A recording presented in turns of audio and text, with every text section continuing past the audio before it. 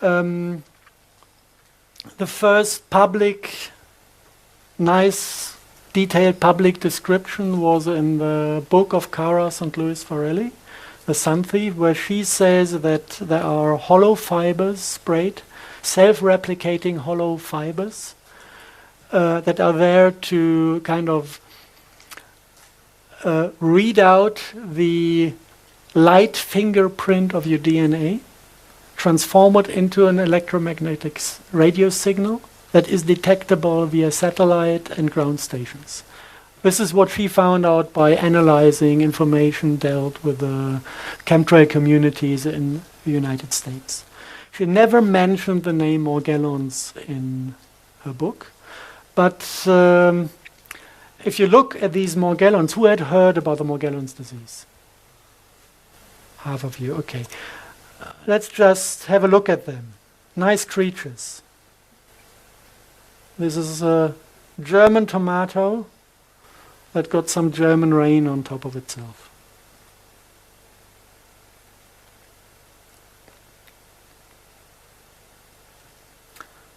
Is that real time? This is real time, yes. Now watch the Morgellon, what he does. He loves us. He's getting excited and he's trying to get close. I don't know exactly what they react on, maybe on infrared radiation.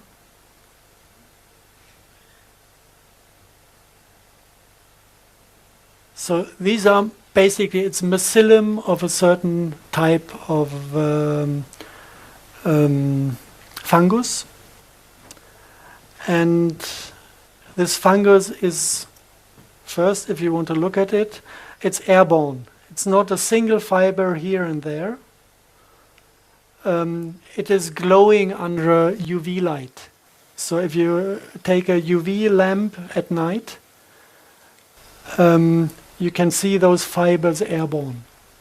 And there are billions of them. Not every night, but every now and then.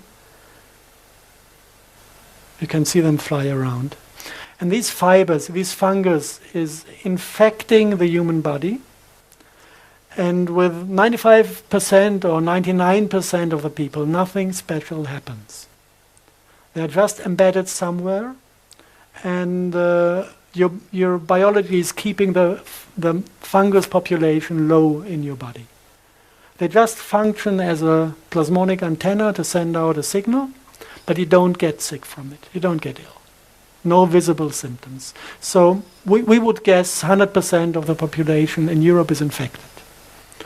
It's not a big deal. It's not dangerous, as long as the body can handle these things. Some of the people cannot handle it. And then the mycelium is starting to grow within the body and starting to multiply. And at a certain point, they are extracted via the skin. And you can see that they have this ability to collect colors. You have blue Morgellons and you have red Morgellons.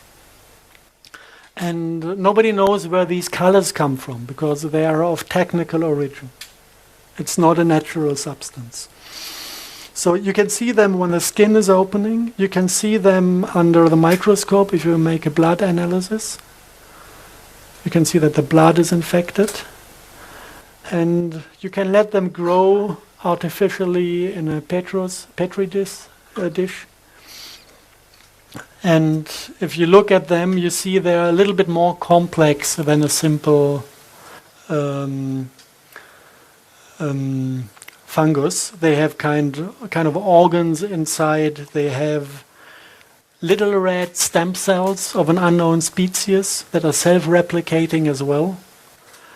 And apparently they produce other structure. This looks like a sporing body. It's like the unit where the mycelium at a certain point is forming a mushroom, a fruiting body. And then from the fruiting body you would expect the spores for the next generation, if this is a mushroom, if this is a fungus. So this seems to be the containment for the spores, because if you put this into the petri dish, you can see the next generation growing. And other things you find, now it's getting fringe, it's really getting fringe, is fragments of insect skin being extracted from a Morgellon victim. So something makes these, something from this disease is making insect parts or insects grow within the human body.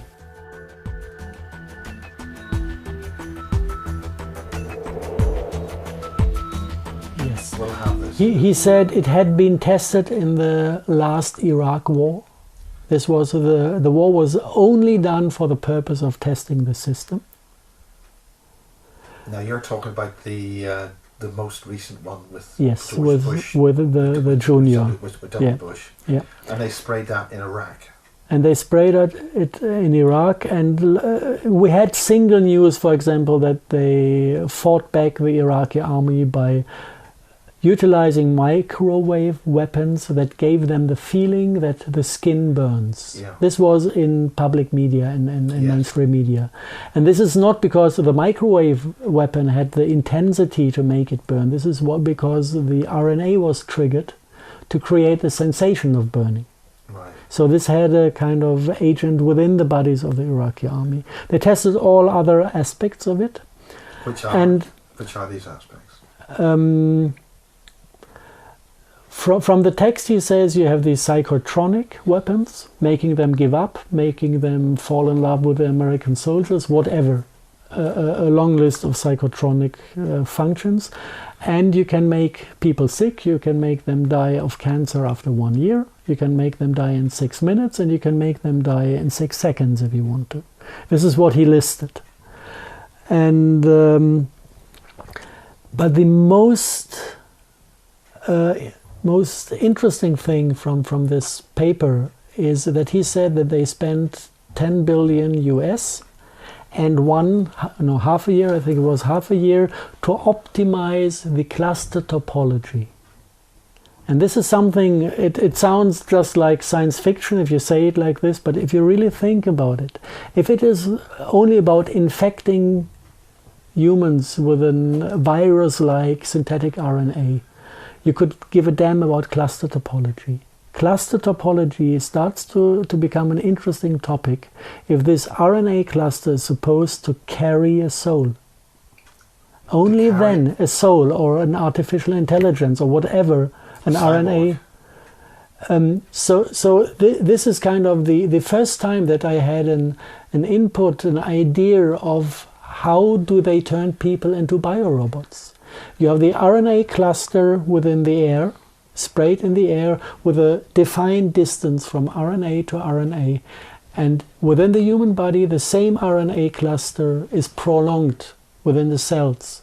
And now, whatever is carried by these clusters, the artificial intelligence or a program or a soul, whatever this is, can travel from the dust into the human being. This is smart dust. And this is what they call smart dust. And now, this is all kind of grabbed theory.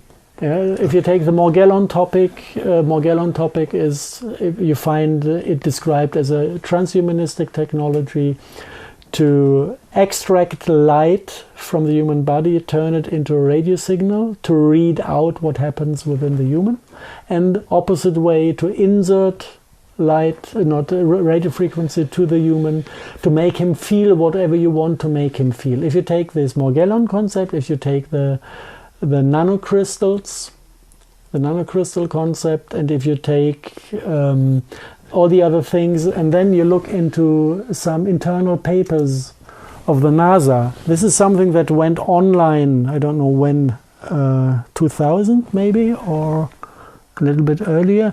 It wasn't meant to be published. It was an internal lecture in the NASA facilities in the United States. I like the way you say NASA. Is that just your thick German accent, or are you putting a Z in there intentionally? No, it was not intentionally, but it is like this. And they kind of inform each other about future strategic issues for warfare, projecting to the year 2025 with a subtitle, big subtitle, "The Future is Now." And if you look through it, you find the concept of some sensor swarm, smart dust. You find nanotext, which is identical with the Morgellon function. And you find co-opted insects. So somewhere in the American intelligence community, Big which spiders. seems to be black magic inspired. Oh, well, there are certain individuals who would say the US Army has totally been satanic since like the 1930s. Sometimes I would say it looks like. Definitely the the army-based intelligence community, especially whatever was founded by the Tavistock Institute, which is CIA and Office of Naval Intelligence. Those are definitely black magic institutions. From their origin, going back to the Tavistock, I mean, this is Kara's part more than mine. There's an interview, I guess, of her online. But NASA knows all the components, and it is interlocked in the United States. If you go to Silicon Valley, you have 3 big buildings.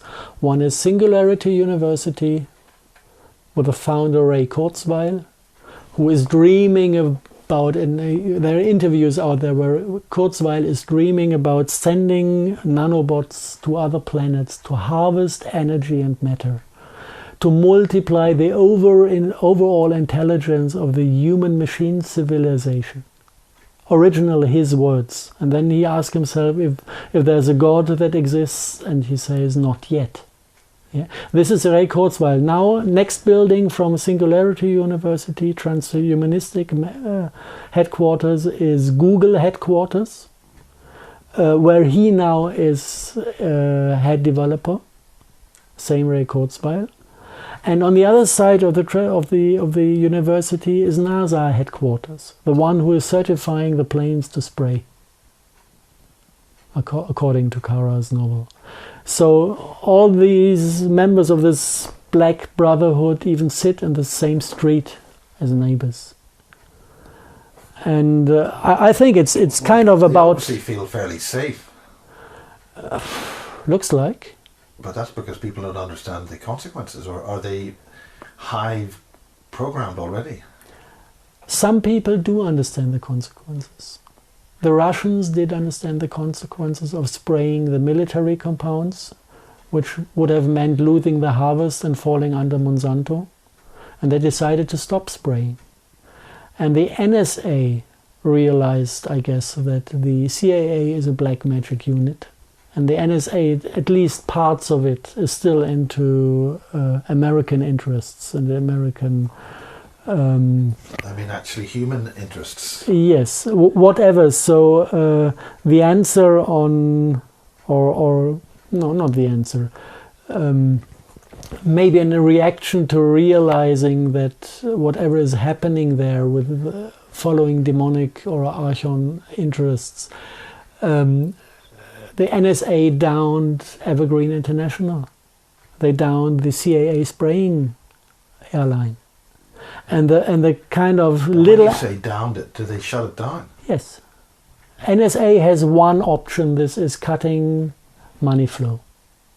If the CIA wants the Congress to send troops to Iran to start World War III, and they are blackmailing members of the Congress, sending millions to them to vote for their interests, the NSA is blocking the money flow. This is the only option they actually have if they don't want to enter this war. And but the logic of that situation is that the United States is losing control of itself. yes, Because the information I got recently was this massive war. We haven't talked about this alien war that's slightly out of frequency, shall we say. That within 6 years, the United States is going to be completely destroyed. Maybe parts of them are regaining control at the moment, which would be nice. No. I mean, look at the position of veterans today in the United States of today. Well, there's been a big row with that recently. Yeah, and look how the NSA acts. Some of them are still in their minds, I would say. And worst case scenario would be a civil war between Pentagon and CAA Homeland Security Alliance. And this is maybe why the prognosis on the number of surviving Americans within the next years is pretty harsh and low. Now, what do you mean by that, the prognosis? There's one website that is kind of giving out numbers of how many people will live in which country during the next decades. And for the United States, they gave out numbers of 20% surviving.